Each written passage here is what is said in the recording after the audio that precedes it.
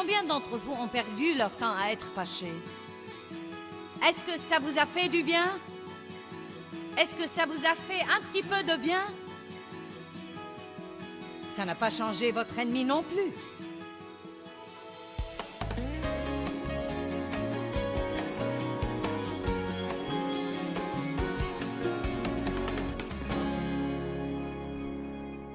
Comme quoi, vous pouvez vous apitoyer sur votre sort et être plein de ressentiment et dire à tout le monde ce que les gens vous ont fait. Vous pouvez raconter votre histoire dès maintenant jusqu'au jour où Jésus reviendra. Mais ça vous rendra de plus en plus malheureux. Ça ne portera aucun bon fruit. Ou bien vous pouvez vous venger de la personne dont vous devez vraiment vous venger, et c'est le diable. Et vous faites ça en étant bon envers autant de gens que vous pouvez. Vous comprenez ça? Vous savez, je télécharge sur vous, en 1 heure ici, ce que j'ai mis 25 ans à apprendre.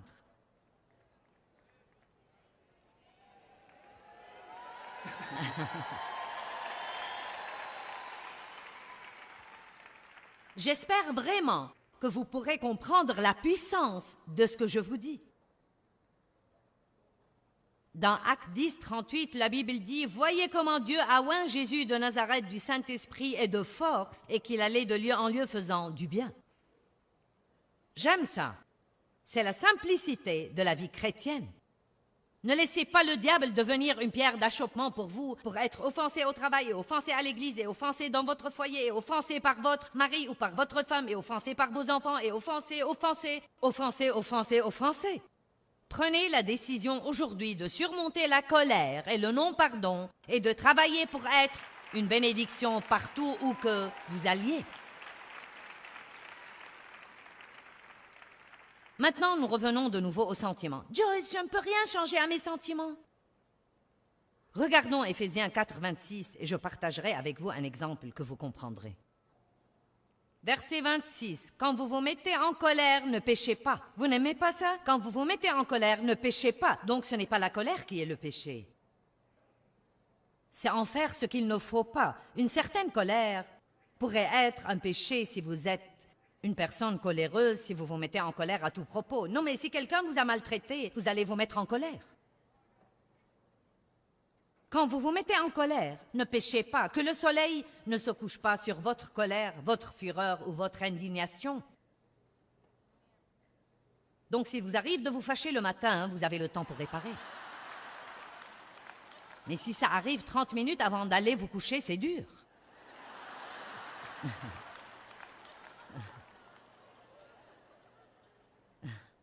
Vous savez, quand Dieu dit des choses comme ça, il ne plaisante pas. N'allez pas au lit fâché. N'allez pas vous coucher fâché. On ne sait jamais quelle porte ça ouvre à l'ennemi. Mais je ne peux rien changer à mes sentiments.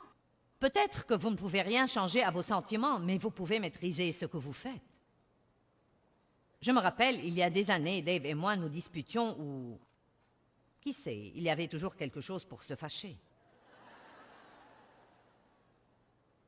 Je ne me rappelle même pas la dernière fois où Dave m'a mise en colère. Je n'ai plus le temps de toucher à ça désormais. Et vous non plus, si vous voulez la vérité, vous n'avez plus de temps à perdre dans votre vie à faire ça. Combien d'entre vous ont perdu leur temps à être fâchés? Est-ce que ça vous a fait du bien? Est-ce que ça vous a fait un petit peu de bien? Ça n'a pas changé votre ennemi non plus. Bon, donc je peux me rappeler que quand je m'allongeais sur mon lit, fâché, non mais très fâché. Et Dave commençait déjà à s'assoupir, vous savez que Dave... Et cela me rendait plus fâché. Et je dormais sur le bord du matelas parce que je ne voulais surtout pas le toucher. Eh bien, ne me touche pas. Et s'il avait toute la couverture, je gelais. Parce que je ne voulais pas lui demander la couverture. Laissez-moi vous poser cette question. Il dormait, il avait de doux rêves, et j'avais froid et j'étais malheureuse. Maintenant, qui était le plus intelligent? Et voici ce que j'ai découvert Quand j'ai commencé à apprendre de maîtriser mes émotions et de ne pas laisser ces choses me maîtriser, même pendant que j'étais toujours fâchée, je pouvais choisir, que tout le monde dise « je peux choisir ». Je pouvais choisir de me retourner et l'étreindre de son dos.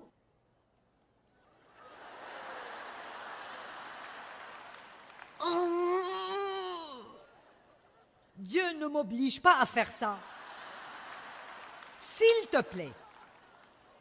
Mais vous savez, quand je le faisais, je me sentais tellement libérée. Vous vous sentez tellement libéré quand vous faites ce qu'il faut.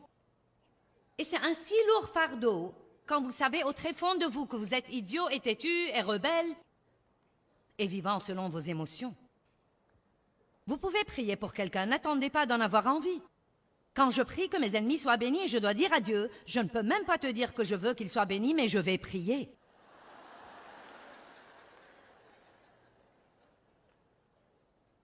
Parce qu'il y a une partie de moi qui veut qu'ils soient bénis et l'autre non. La chair et l'esprit. Mais je me suis résolue, je me suis décidée. Colossiens 3 dit, décidez-vous et restez décidés.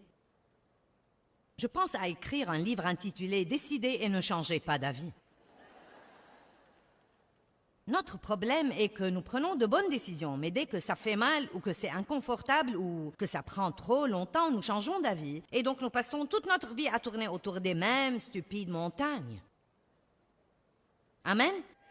Pourquoi? Parce que quand la pression vient, nous ne résistons pas à la pression.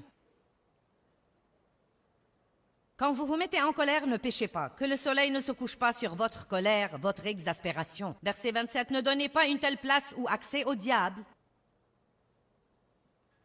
Ne lui donnez pas ce genre d'occasion. Quand vous restez fâché, quand je reste fâché, tout ce que nous faisons, c'est d'ouvrir une porte à l'ennemi dans nos vies. Quelqu'un peut dire Amen?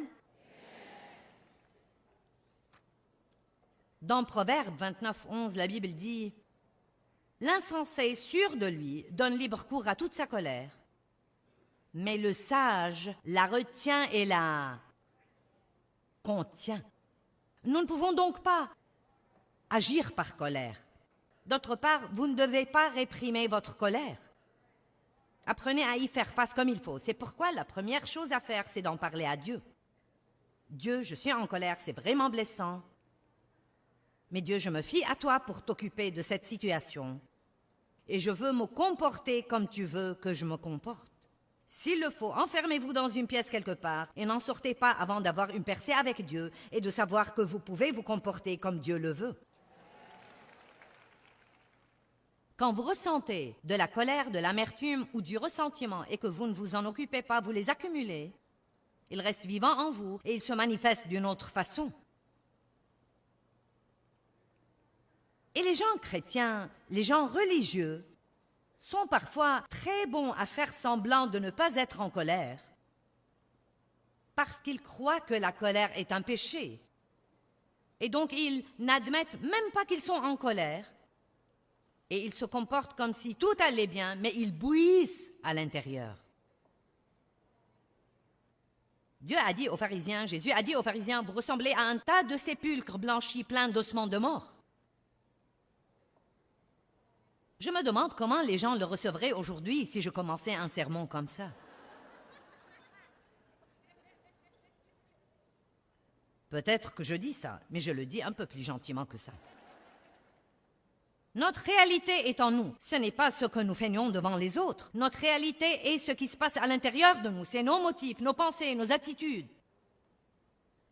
Et je peux feindre autant que je veux que je suis la personne la plus sainte dans le voisinage, mais si mon cœur est plein d'amertume et de ressentiment, ce n'est pas agréable à Dieu. Et ça va se manifester d'une certaine façon. Peut-être dans la dépression. Peut-être que ça se manifeste dans différentes dépendances. Et ça peut aller des dépenses excessives, à l'excès de table, à beaucoup de choses différentes. Dans beaucoup des problèmes que les gens ont aujourd'hui, la racine du problème est la colère. Vous pouvez même être en colère à cause de la tournure qu'a prise votre vie. Je ne crois pas que la vie a été juste. J'ai essayé de faire ceci et cela, rien ne marche jamais pour moi. La pire chose à faire, c'est de vous mettre en colère à cause de ça. Vous dites, mais ça fait mal, je sais. Mais si vous faites ce qu'il faut, Dieu apportera une récompense et une rémunération.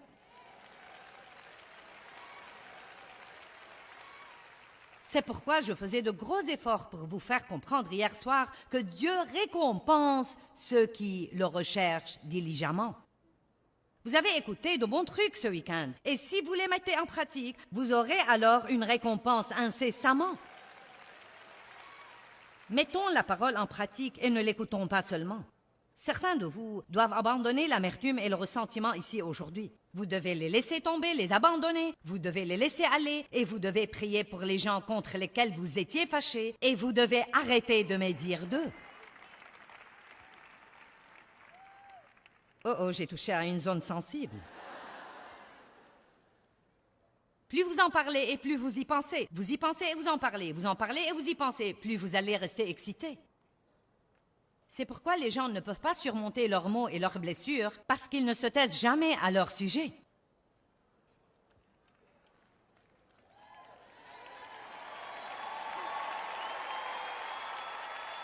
Tout ce que ça fait, c'est de vous garder excité. Si vous allez parler de vos problèmes, veillez à avoir un but. Je parle de choses qui me sont arrivées, mais je le fais pour aider les gens. Je ne le fais pas parce que je suis pleine de ressentiment ou fâchée. Faites face à vos sentiments. Faites face à votre colère. Pensez logiquement. Ne pensez pas toujours à ce que quelqu'un vous a fait. Pensez plutôt à ce qu'il aurait traversé dans sa vie et qui l'aurait amené à le faire.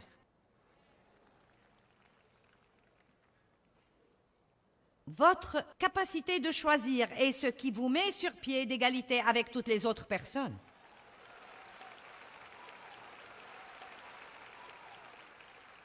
Si nous faisons de bons choix, nous aurons finalement de bons résultats. Regardons Matthieu chapitre 5.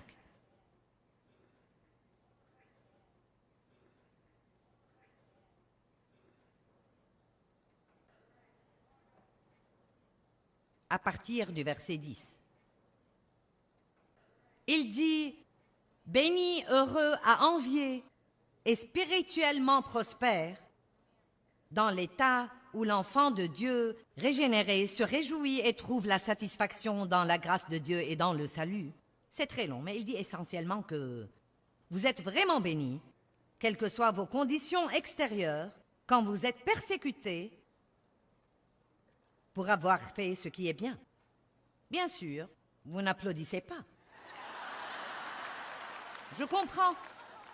Ça ressemble à quelque chose qui a du mal à rentrer. Oh, vous êtes si bénis quand vous faites ce qu'il faut et vous êtes maltraités. Nous ne pouvons même pas comprendre ça. C'est comme, je ne peux même pas faire entrer ça. Et Dieu le savait, donc il l'a dit de nouveau.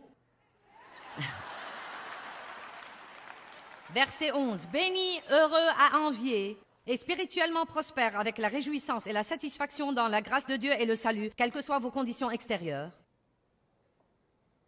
Lorsque l'on vous insulte, lorsque l'on vous persécute et que l'on dit faussement contre vous toutes sortes de mal à cause de moi ou parce que vous essayez de me servir.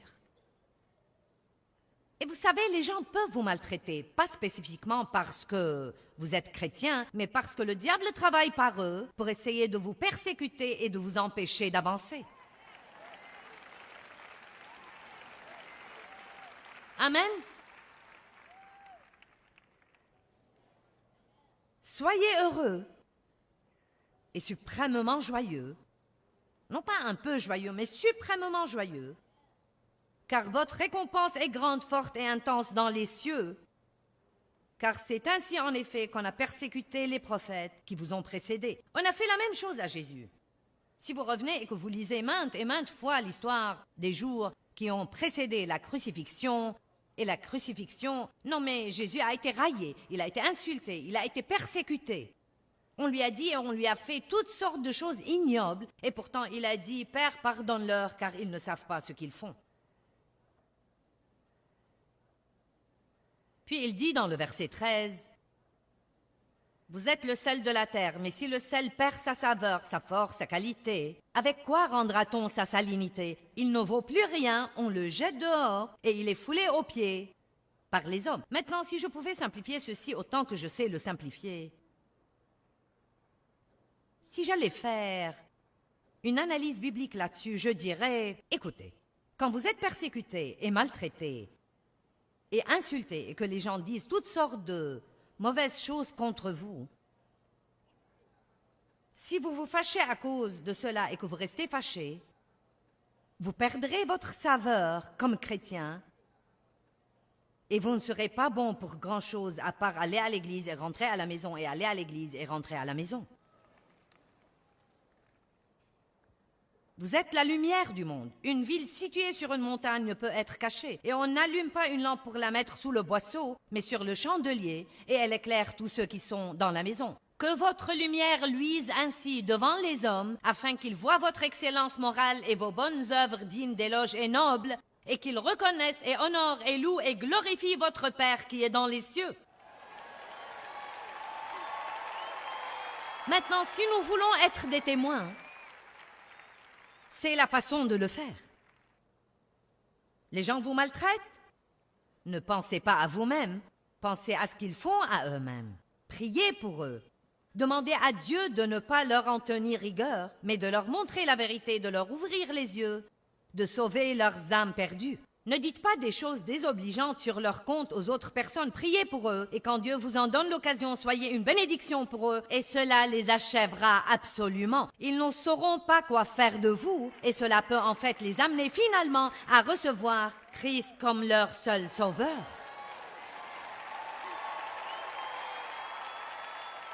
Dieu nous demande de faire ça pour lui et pour son royaume.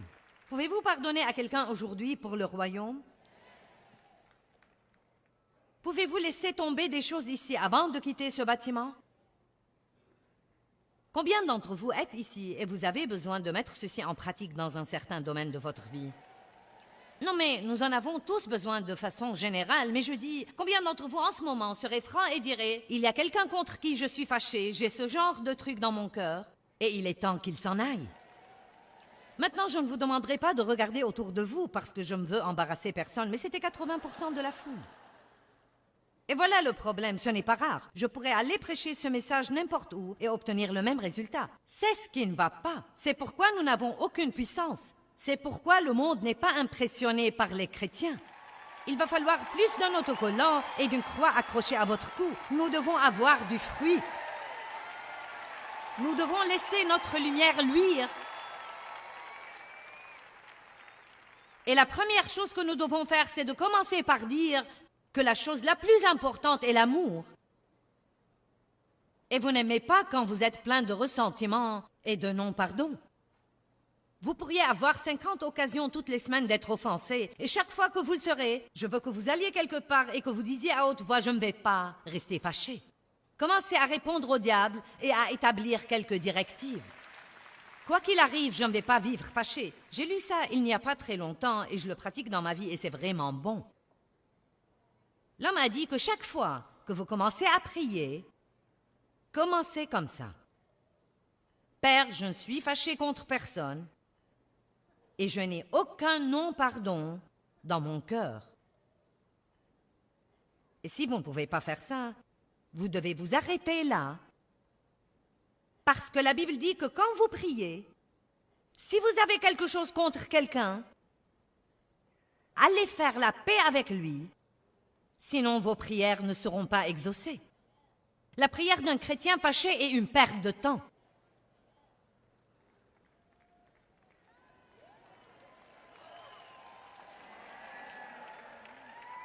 Eh bien, je ne comprends pas pourquoi Dieu ne répond pas à mes prières.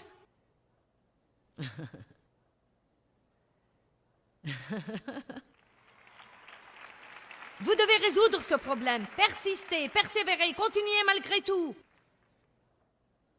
Clôturons en pensant à Job ce matin. Job était un homme qui avait les plus gros problèmes qu'on puisse avoir. Sa femme lui a dit qu'il devrait mourir. Maudire Dieu et mourir. Êtes-vous content qu'elle ne soit pas votre femme? C'est plutôt dur de traverser une période où vous avez plus que jamais besoin d'encouragement et les gens autour de vous ne semblent pas comprendre ça.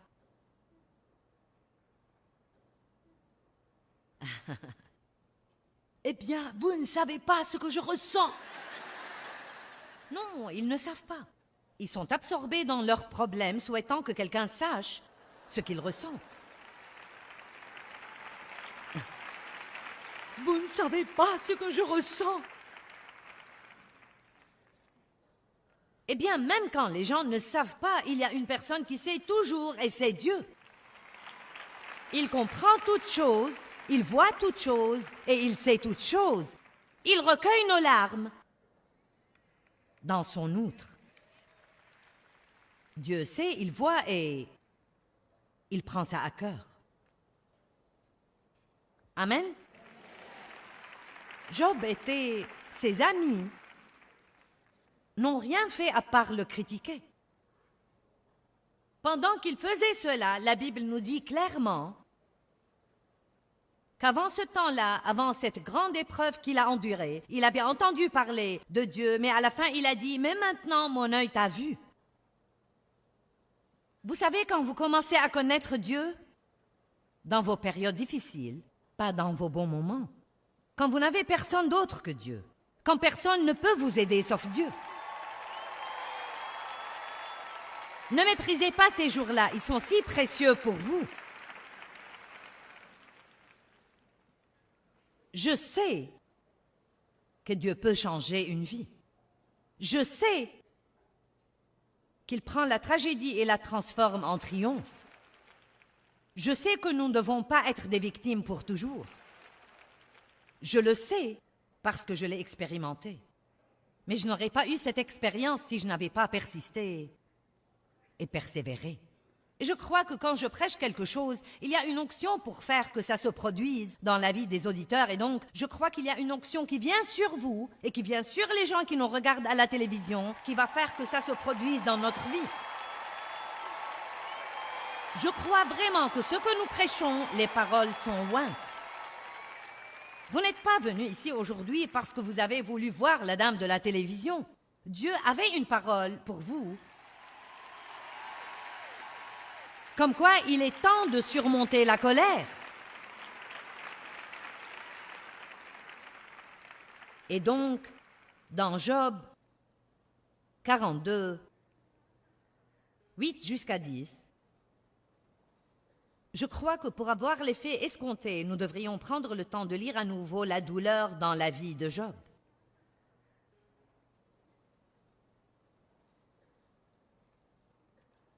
Mais Dieu a dit, et maintenant, il s'adresse aux prétendus amis de Job qui l'avaient accusé. Et maintenant, prenez pour vous 7 taureaux et 7 béliers, allez trouver mon serviteur Job, et offrez-les pour vous en holocauste, et mon serviteur Job priera pour vous. Et ce n'est que par égard pour lui que je ne vous traiterai pas selon votre folie. Car vous n'avez pas parlé de moi avec droiture comme l'a fait mon serviteur Job. Il a dit, allez maintenant. Selon l'Ancien Testament, il devait offrir des sacrifices animaux. Allez faire ça, et Job, mon serviteur, va prier pour vous, et vous ne serez pas châtiés pour votre stupidité. Verset 9. Et Éliphaz le Thémanite, et Bildad le Shukite, et Tsophar le Namatite. Bon sang, je suis contente d'avoir des noms différents aujourd'hui. S'en furent exécutés l'ordre du Seigneur. Vous devez comprendre ceci. Et le Seigneur accepta la prière de Job. Maintenant, êtes-vous prêts pour la finale? Et, après que Job ait prié pour ses ennemis qu'il avait ignoblement maltraités, et le Seigneur rétablit les affaires de Job et restitua sa fortune quand il eut prié pour ses amis. Et le Seigneur porta au double tous les biens de Job. Eh bien, je prie que l'émission d'aujourd'hui vous motivera à surmonter la colère et le non-pardon. Il est temps de récupérer votre vie. Rappelez-vous que le non-pardon vous fera toujours plus de mal qu'il ne fera aux autres.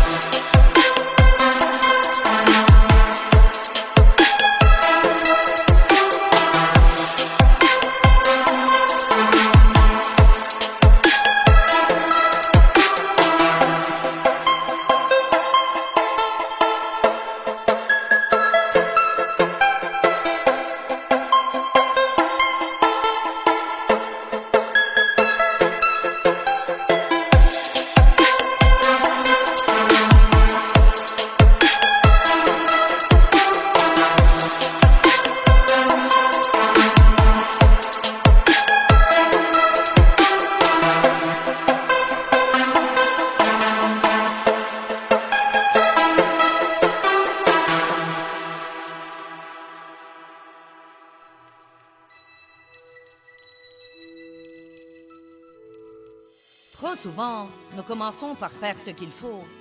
Et quand nous ne recevons pas une bonne réaction, nous changeons. Et nous reculons et nous faisons autre chose. Et ce que le monde a besoin de voir, puisque tout chez les chrétiens, c'est la stabilité.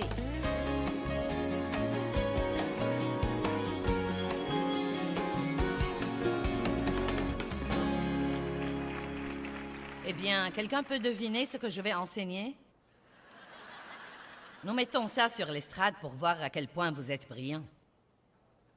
Le fruit de l'esprit, une des choses les plus importantes par lesquelles nous devons grandir et mûrir dans nos vies.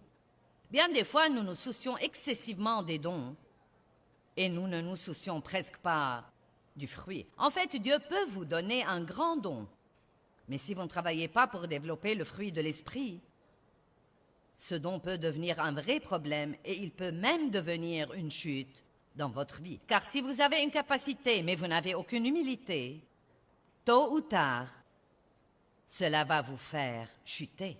Et je vous encourage à étudier le fruit de l'esprit parce qu'il est extrêmement important.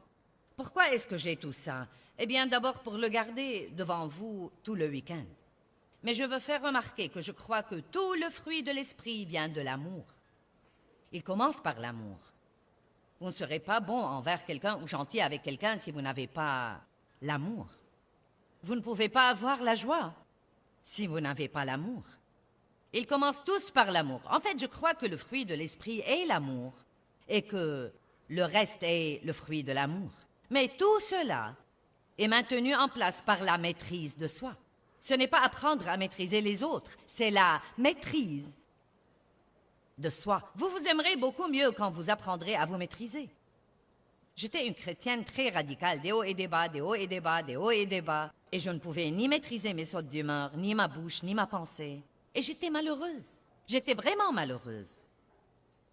Ce soir, je veux vous parler de la fidélité, du fruit de la fidélité. Certains croient que le fruit de l'esprit, c'est la foi, mais ce n'est pas ça. C'est la fidélité. Dieu est fidèle. N'êtes-vous pas content que Dieu soit fidèle? Combien d'entre vous sont vraiment contents que Dieu soit fidèle?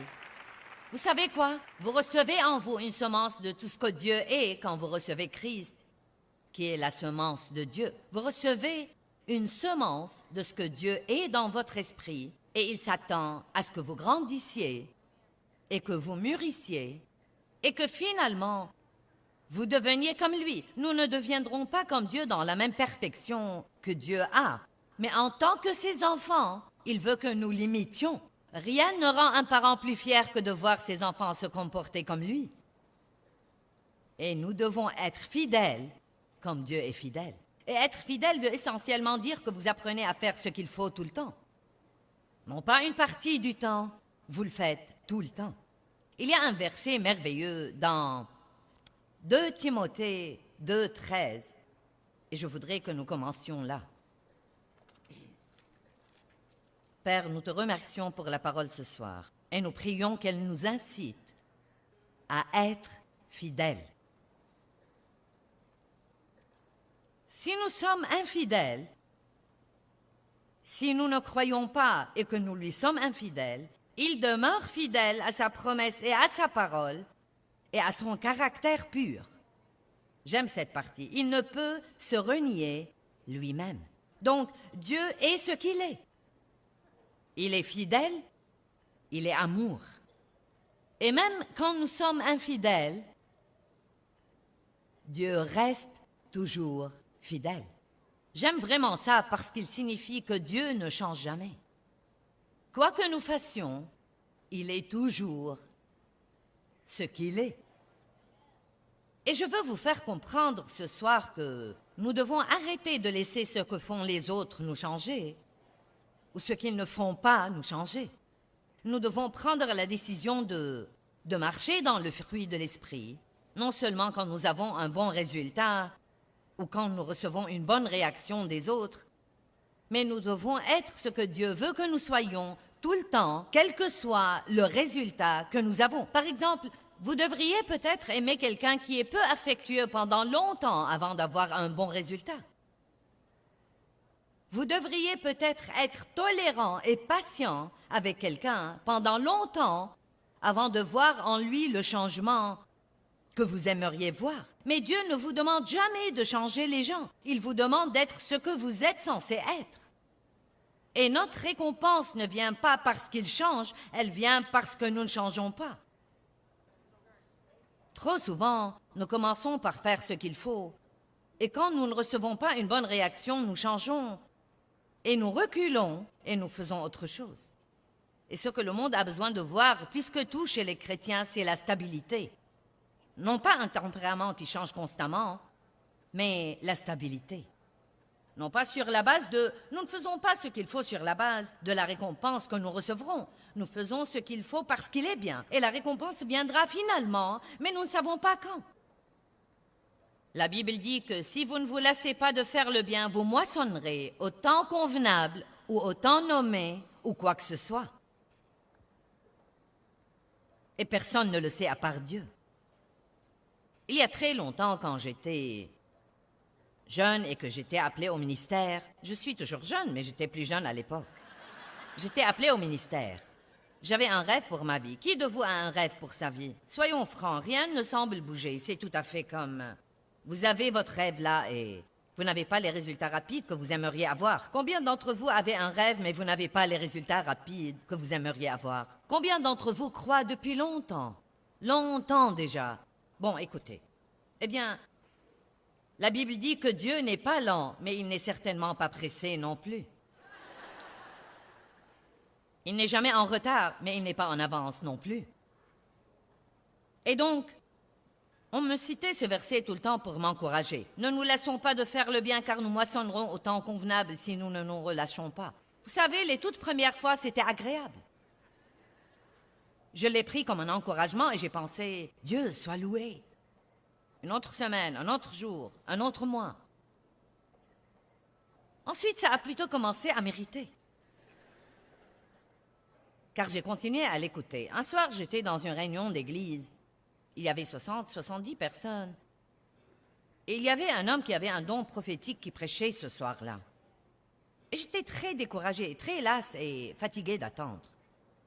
Et il a dit, oui, toi, la jeune femme dans telle et telle place et telle rangée. Eh bien, le Seigneur te dit. Et je pense, ouais! Maintenant, je vais avoir beaucoup de conseils de Dieu. Et lève-toi, veux-tu te lever, s'il te plaît? Je me suis levée. Ne nous lassons pas de faire le bien, car nous moissonnerons au temps convenable si nous ne nous relâchons pas. Non, mais ça m'a en fait exaspérée. Vous savez, j'ai eu presque envie de le frapper. J'étais comme, est-ce que c'est tout ce qu'on doit jamais me dire? Dieu, est-ce que c'est tout ce que tu dois jamais me dire? Et donc, je me souviens qu'il y avait un parking rocailleux, un parking de gravier à l'église. Et quand je suis partie, je donnais des coups de pied au gravier. Ne nous lassons pas de faire le bien, car nous moissonnerons au temps convenable si nous ne nous relâchons pas. Et finalement, j'ai dit, Dieu, qu'est-ce que cela veut dire? Et j'ai entendu le Seigneur dire si doucement, juste continue à continuer. Juste continue à continuer. Et vous savez, même quand vous n'avez pas encore le résultat que vous aimeriez avoir, c'est très important de continuer à faire ce que vous savez faire. Ce qui nous arrive quand nous sommes découragés et opprimés, c'est que nous arrêtons de faire tout ce qui est bien et nous perdons beaucoup de terrain. Et Dieu ne veut pas que nous fassions ça. Il veut que nous tenions ferme dans la tempête, dans ces moments de découragement. La fidélité est une merveilleuse chose. C'est une merveilleuse chose. Quand mon mari a été confirmé à l'âge de 12 ans à l'église luthérienne, on lui a donné un verset de vie, et le sien était « Sois fidèle jusqu'à la mort, et je te donnerai la couronne de vie. » Vous savez, Dieu ne nous demande pas autant que nous croyons qu'il nous demande parfois, mais je crois qu'il exige que nous soyons fidèles. Et être fidèle veut dire que vous faites de votre mieux pour vous comporter comme Dieu veut que vous vous comportiez et que vous faites ce qui est bien. La Bible dit, celui donc qui sait faire ce qui est bien et ne le fait pas commet un péché. Et je peux dire que Dave a été un homme fidèle. Ça fait 45 ans que nous sommes mariés et il m'a été fidèle comme sa femme. Dave ne m'a jamais trompé avec une autre femme. Il a été fidèle et il a travaillé dur toute sa vie. Il a été fidèle dans sa stabilité et fidèle dans son exemple. Il est en fait un des hommes les plus stables et fidèles que je connaisse. Et vous savez, Dave est si fidèle qu'il ne regarde même pas les autres femmes. Non mais je lui ai dit un jour, « Oh, n'est-ce pas qu'elle est très belle ?» Et il m'a dit, « Je ne sais pas, je ne prête attention à aucune femme à part toi. »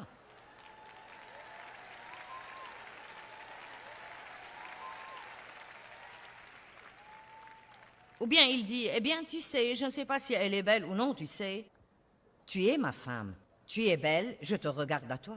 Et je suis heureuse de dire que j'ai été fidèle à Dave pendant 45 ans. Maintenant, si vous êtes là et que vous avez fait des erreurs sur ce plan, ça ne veut pas dire que vous ne pouvez pas être pardonné, mais c'est mieux d'être fidèle. C'est mieux de faire ce qu'il faut que de faire ce qu'il ne faut pas. Ne nous laissons pas de faire le bien, car nous moissonnerons au temps convenable si nous ne nous relâchons pas. Dieu est le chef et le consommateur de notre foi. Il ne commence pas les choses et ne les finit pas. Il finit toujours ce qu'il commence. Dieu finit toujours ce qu'il commence. Celui qui a commencé en vous une œuvre excellente est bien capable d'en poursuivre l'achèvement. Et nous devons finir ce que nous commençons. Nous devons finir ce que nous commençons. Ça fait partie de la fidélité, de ne pas juste commencer les choses. Vous savez, il ne faut pas beaucoup de caractère pour commencer les choses. N'importe qui peut commencer quelque chose, car avec toute nouveauté, vous avez beaucoup d'émotions. Vous n'avez pas encore eu les problèmes que vous aurez si vous le finissez. Beaucoup de fois, les gens vous applaudissent et vous acclament « Oui, oui, oui, allez, allez ». Mais quand ils s'en vont tous et qu'il ne reste personne que vous et le travail dur et parfois le jugement et les critiques et les gens qui rient et se moquent de vous et même les gens qui vous disent d'abandonner. Dans ces moments-là, nous découvrons qui est fidèle et qui n'est pas fidèle. Les paroles ne coûtent rien. N'importe qui peut dire « je vais faire ceci et cela, je vais faire ceci et cela », mais pour finir, j'aime ce que Jésus a dit dans Jean 17, 4. « Père, glorifie-moi maintenant, car j'ai achevé l'œuvre que tu m'as donnée à faire. » Paul a dit, « Si seulement je pouvais achever ma course avec joie. » Les grands hommes et femmes de Dieu, les patriarches que nous voyons dans la Bible, ont fini ce qu'ils ont commencé. Et nous pouvons commencer même par finir de petits projets que nous commençons à la maison. Tout commence à la maison, vous savez? Tout commence à la maison derrière les portes fermées. Nous ne pouvons jamais avoir de grands succès en public si nous n'avons pas de petits succès derrière les portes fermées. Nous ne pouvons jamais faire quelque chose de grand devant quelqu'un, à moins de faire de grandes choses. Bien qu'elles soient de petites choses, elles sont toujours grandes pour Dieu, quand personne ne nous voit à part Dieu. La Bible dit que Moïse était fidèle dans toute la maison de Dieu. Il était un homme fidèle. Il était l'homme le plus doux sur la surface de la terre quand Dieu l'a appelé. Le plus humble, le plus doux et le plus fidèle. Ce fruit a joué en sa faveur. Mais vous savez où il l'a eu? Non pas en étant le grand leader des Israélites, mais dans un trou perdu pendant 40 ans. On n'apprend rien sur Moïse pendant ces 40 ans. Il a été caché par Dieu pendant 40 ans. Dieu seul sait tout ce qu'il a enduré là-bas. Mais c'est là où il a appris la fidélité. Il a été là 14 600 jours, 40 ans. J'ai fait le calcul car je crois que nous ne le comprenons pas parfois. 40 années. 40 années dans le désert. 40 années à mener les Israélites dans le désert. J'espère que Dieu a surmonté le truc de 40 ans et peut-être... Maintenant, dans ces derniers jours, il fait avancer les choses plus vite et nous pouvons les avoir plus vite. C'est si facile de voir où quelqu'un en est, mais nous n'imaginons pas ce que ça lui a coûté pour y arriver. C'est pourquoi ça mérite vraiment quand les gens jugent des gens qui réussissent quand ils n'ont aucune idée de ce que ça leur a coûté pour arriver là où ils sont. Et je dis toujours, ne jalousez jamais quelqu'un pour ce qu'il a si vous ne voulez pas faire ce qu'il a fait pour l'avoir. Amen. Vous savez ce qu'est la fidélité? La fidélité veut dire que vous savez ce que Dieu vous dit de faire et que vous le faites encore et encore, encore et encore, encore et encore, encore et encore, encore et encore, encore et encore, encore et encore, encore et encore et encore et encore et encore.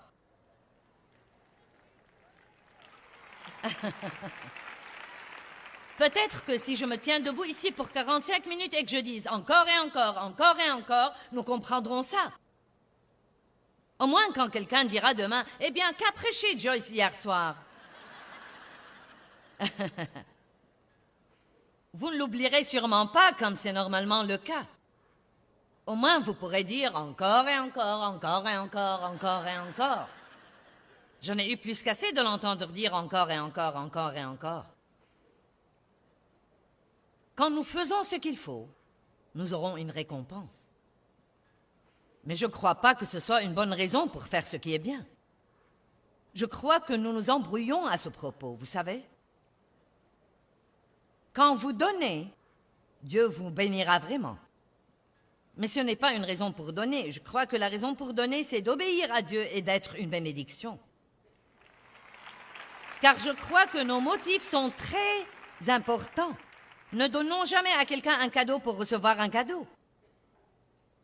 Donc, nous ne devons pas faire ce qu'il faut pour obliger quelqu'un d'autre à faire ce qu'il faut. Nous devons faire ce qu'il faut parce que c'est la bonne chose à faire.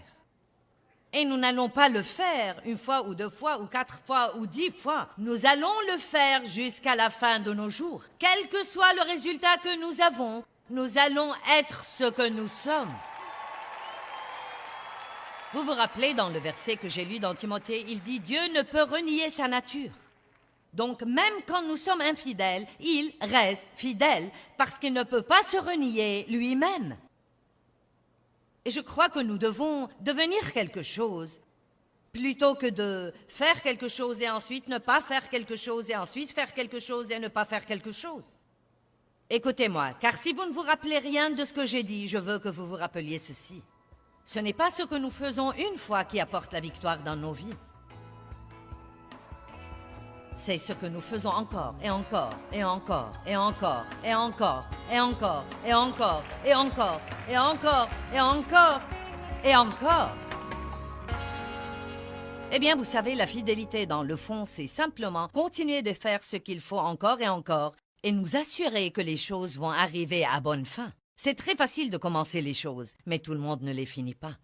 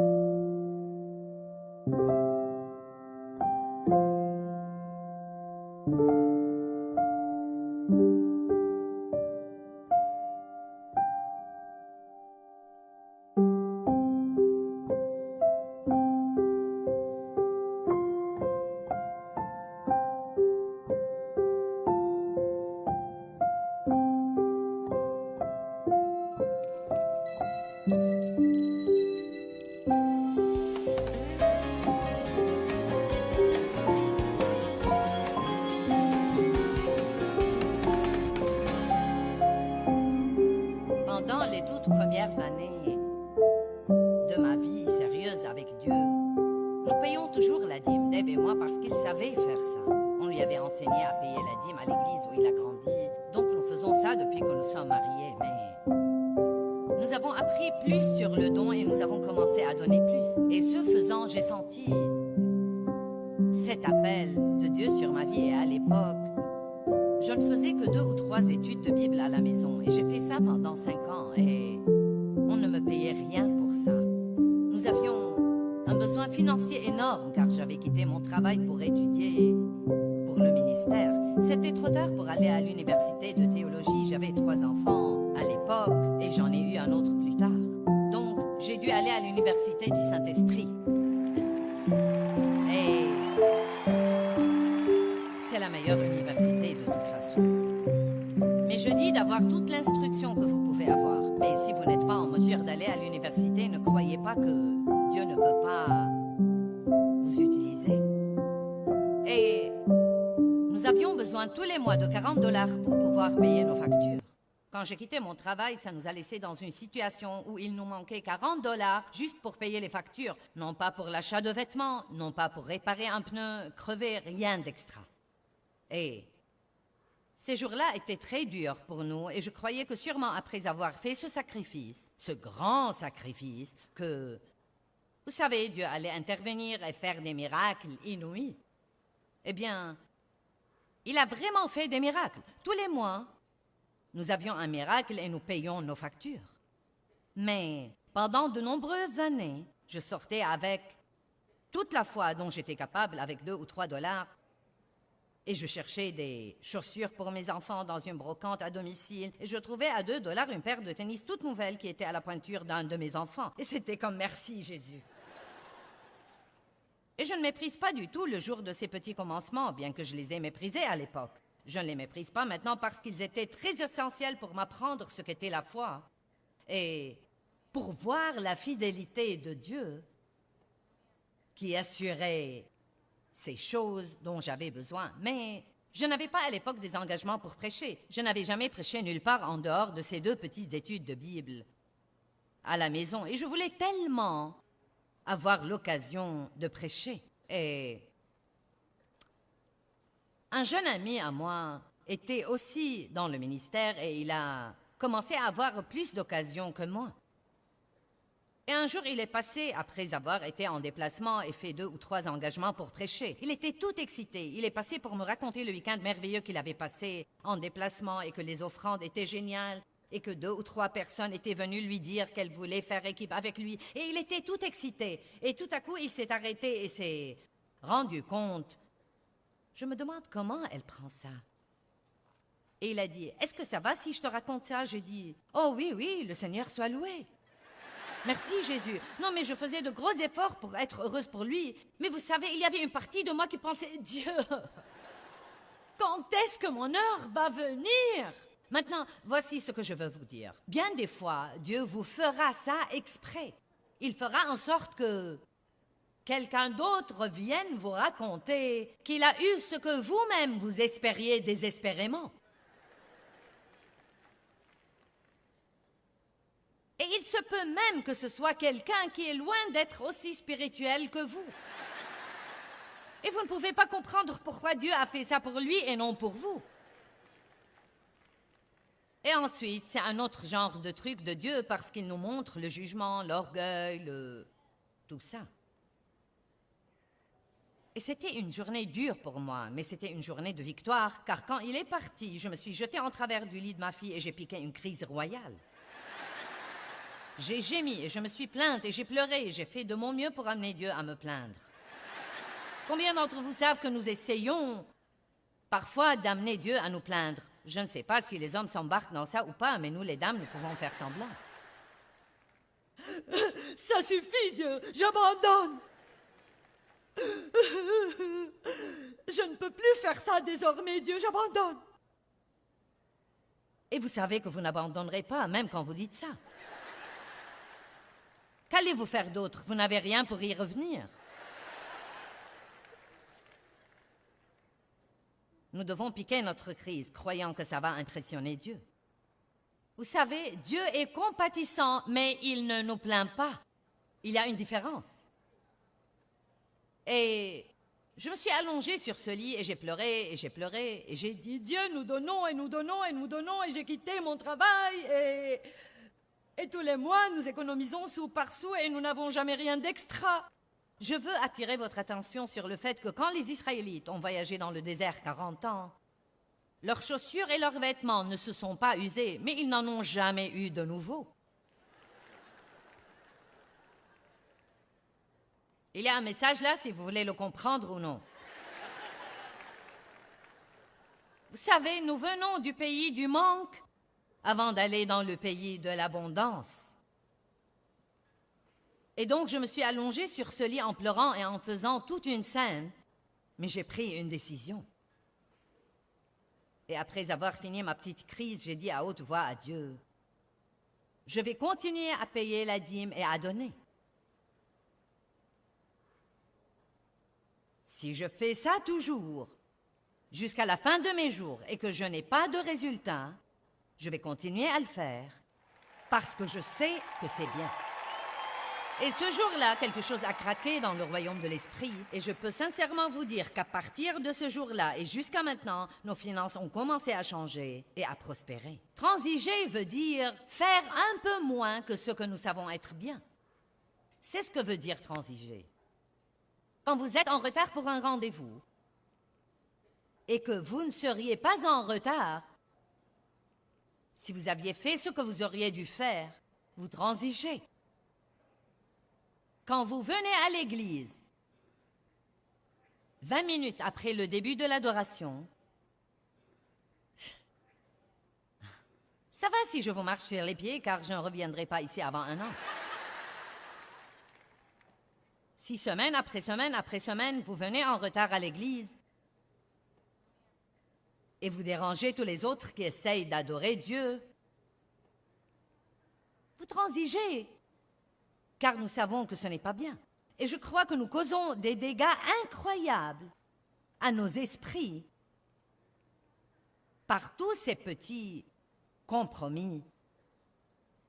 Car quand nous commençons à trouver des excuses, je suis en retard à cause du trafic, et ce n'est pas la vérité. Nous ne nous sommes pas levés à l'heure, nous n'avons pas fait ce que nous aurions dû faire. N'importe qui peut être en retard parfois, mais si vous êtes en retard tout le temps, c'est un truc de caractère. C'est un compromis de parler négativement parce que nous savons que nous ne devons pas faire ça. Compromis.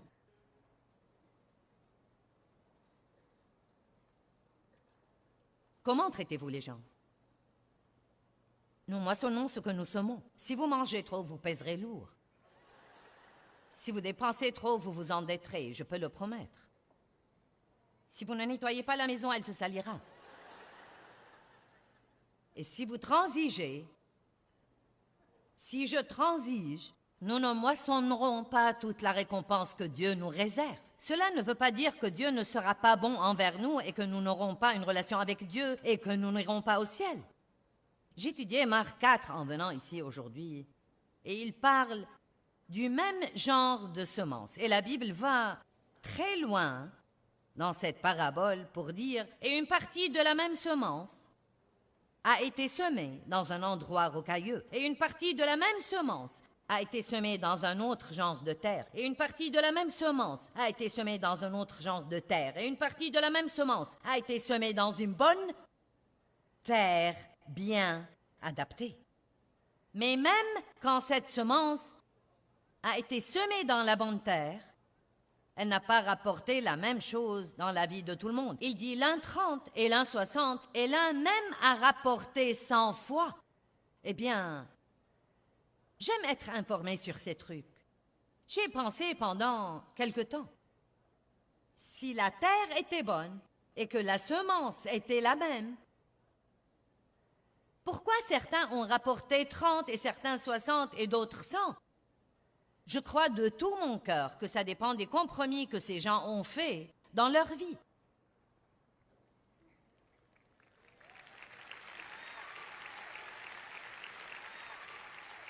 Vous savez, allez à Jean 15, où il dit « Certains portent du fruit, Certains portent du fruit plus excellent et certains même portent du fruit qui demeure. Donc il y a différents genres de fruits. Si vous revenez à Moïse, quand il est allé prendre les 10 commandements, il y avait un certain nombre du peuple qui sont allés avec lui au bas de la montagne à un certain niveau. Et ensuite, 2 ou 3 autres sont allés avec lui au niveau suivant. Et ensuite, un de plus au niveau d'après. Mais seul Moïse a pu aller au sommet. Vous pouvez être aussi proche de Dieu que vous le voulez. À quelle distance voulez-vous être? Quel prix êtes-vous prêt à payer? Vous lèverez-vous tôt pour être avec Dieu? Ferez-vous 15 minutes en moins de télé la nuit pour passer du temps avec Dieu? Donnerez-vous ce que Dieu vous dit de donner?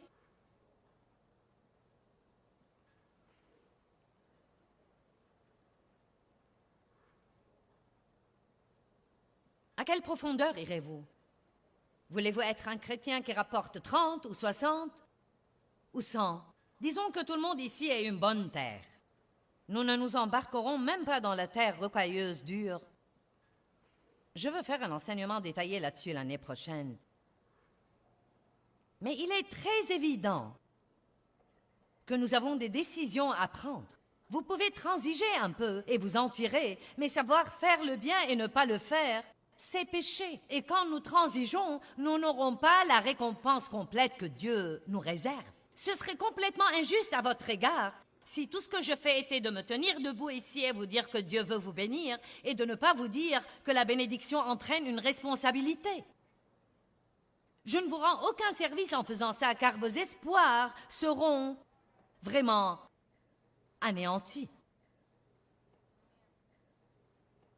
Je vais trouver quelqu'un qui sourit. Nous aimons entendre « Dieu va vous bénir, Dieu veut vous bénir, Dieu va vous bénir ». Et il veut vraiment vous bénir. Oh mon Dieu, il veut vous bénir. Oh, il veut vous bénir.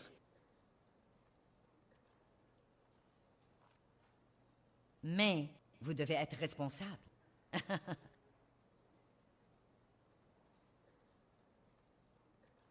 J'aurais voulu avoir 3 heures de plus, mais je ne les ai pas. Mais j'ai assez longtemps pour causer quand même des dégâts là-bas.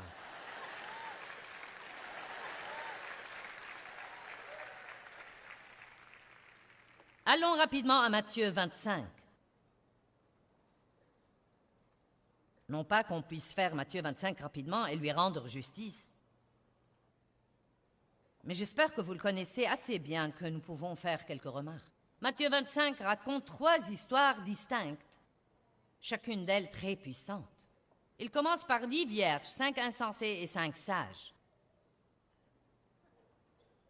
Celles qui étaient sages, car quand elles sont allées attendre le marié, elles ont non seulement pris leur lampe, mais encore de l'huile en plus. Matthieu 25, 3. Les insensés, en prenant leur lampe, ne prirent pas d'huile en plus avec elles. Un chrétien insensé ne fera jamais rien en plus. Il fait juste le strict minimum. Il se glisse par la porte du travail à 8 heures. Vous pointez à 8h01. Vous courez au bureau. La vérité est que vous commencez à travailler à 8h15, mais vous voulez être payé dès 8h.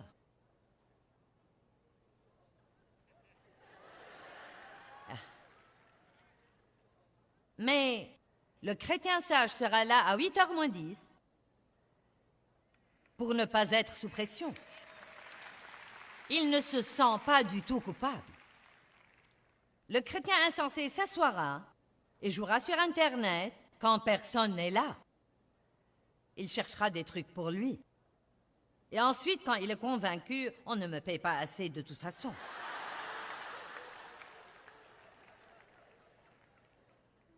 Et vous allez ensuite à l'église et peut-être même vous payer la dîme. Les choses n'arrivent pas pour vous comme vous voulez qu'elles arrivent, mais il y a eu un compromis. Vous aviez besoin que je vienne vous secouer un peu, amen?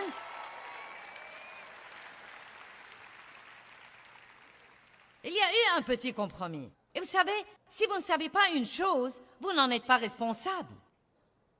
Mais quand vous savez, et si vous ne saviez pas avant de venir ici ce soir, vous savez maintenant.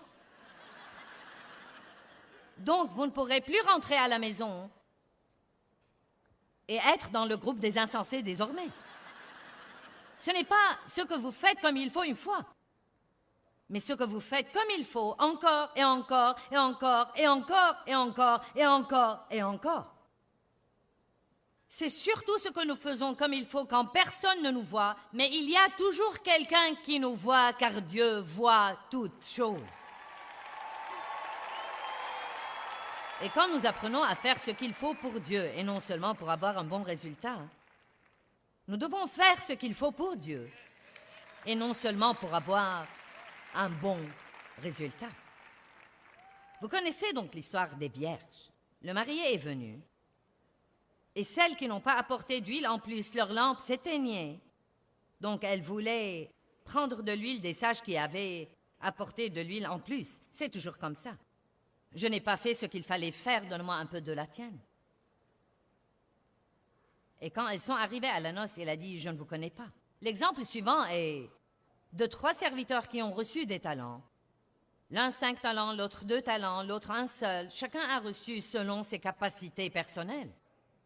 Celui qui a reçu 5 les a investis et a gagné 5 autres. Celui qui a reçu 2 les a investis et a gagné 2 autres. Celui qui a reçu un seul a creusé un trou dans la terre et l'a caché parce qu'il avait peur. Quand le maître est revenu pour régler les comptes, et c'est ce qu'il fera, il leur a fait rendre compte de ses talents. Il nous demandera, qu'as-tu fait de ta vie? Qu'as-tu fait de ton temps? Combien de personnes as-tu aidé? À quelle profondeur et à quelle hauteur es-tu allé? Ça n'a rien à voir avec le salut. Vous êtes sauvés parce que vous croyez en Christ. Je parle de la récompense. Celui qui a pris ses talents et en a gagné 5 autres, le maître lui a dit, et j'aime ça, nous allons regarder Matthieu 25, 23. Et ce devrait être ce que chacun de nous veut entendre finalement. Son maître lui a dit, c'est bien, bon, honorable, admirable et fidèle serviteur. Tu as été fidèle et digne de confiance en peu de choses. Je t'établirai sur beaucoup. Maintenant, écoutez ça, et c'est la partie que j'aime. Entre et partage la joie, le plaisir, la béatitude dont jouit ton maître. Qui voudrait avoir le même genre de joie que Dieu a? Vous savez, c'est vrai que certains de ceux qui m'écoutent en ce moment, même s'ils ne sont pas ici, ceux qui me regardent à la télé, vous avez peut-être perdu votre joie parce que vous n'avez pas été fidèles. Vous avez peut-être fait un peu de ce qu'il faut et un peu de ce qu'il ne faut pas. Vous avez transigé et fait un peu moins que ce que vous savez être bien. Peut-être même vous avez fait ça parce que ceux que vous connaissez le font. Quand vous comparaîtrez devant Dieu, il ne vous demandera pas des autres. Chacun rendra compte pour lui-même. Est-ce que ça aide quelqu'un?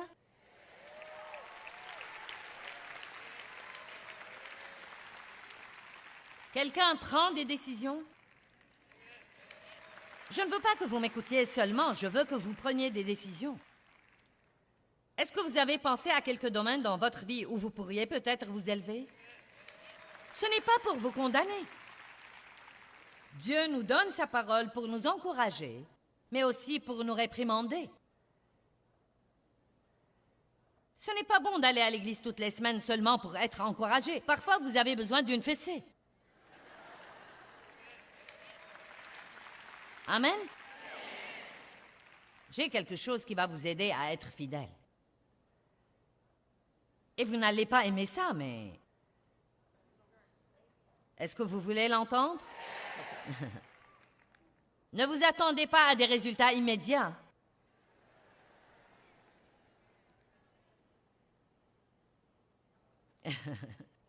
Car quand vous commencez quelque chose avec Dieu et que vous vous attendez à des progrès immédiats, vous vous préparez pour la déception. La Bible dit que Dieu nous délivre de nos ennemis petit à petit. de gloire en gloire. La publicité dans le monde n'aide à rien non plus. Il y a les pubs les plus stupides à la télé. Prenez cette pilule un jour et regardez la graisse fondre complètement. J'aurais aimé avoir l'argent que les gens payent pour ces choses-là.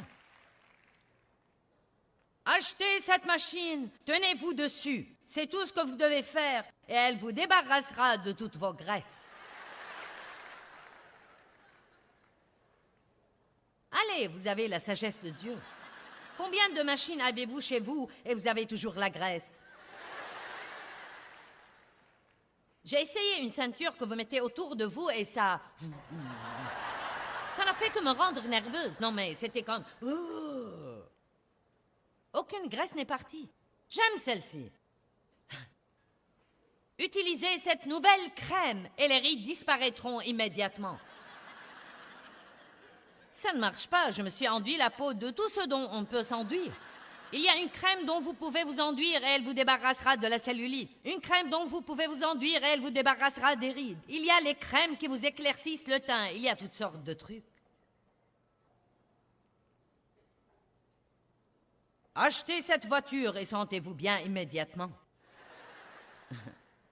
Puis vous réalisez que vous avez fait des paiements pour 3 ans et qu'il vous reste 4 ans. À ce moment-là, vous réalisez que la voiture de 30 000 vous a coûté 130 000 $ d'intérêt. Et maintenant, vous vous sentez plutôt stupide. Et j'aime celle-ci. Ça, c'est le comble. Achetez ce parfum. Et vaporisez-le sur vous et il attirera l'homme que vous désirez dans votre vie. Ce parfum pourrait même ne pas vous aller. Il pourrait ne pas aller avec la chimie de votre corps et il pouvait vous faire puer.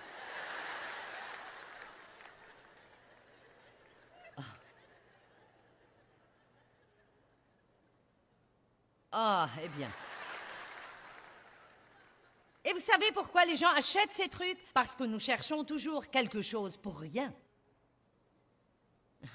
J'ai dit que nous espérons toujours cette chose miraculeuse que Dieu va faire où nous ne devons faire aucun effort et nous ne devons pas attendre très longtemps. La patience est un fruit de l'esprit et c'est exactement ce qu'elle veut dire. Longue attente. Longue attente. Tant que la terre subsistera, il y aura pour les semailles un temps et pour la moisson un temps. Oups, ralentissons un peu. Tant que la terre subsistera, il y aura pour les semailles un temps, et plus de temps, tant de temps, je crois que je vais m'arracher les cheveux. Temps, et plus de temps. Et ensuite, la récolte.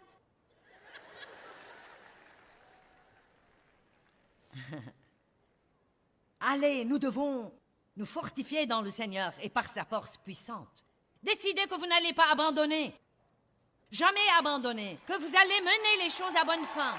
Que vous irez jusqu'au bout avec Dieu.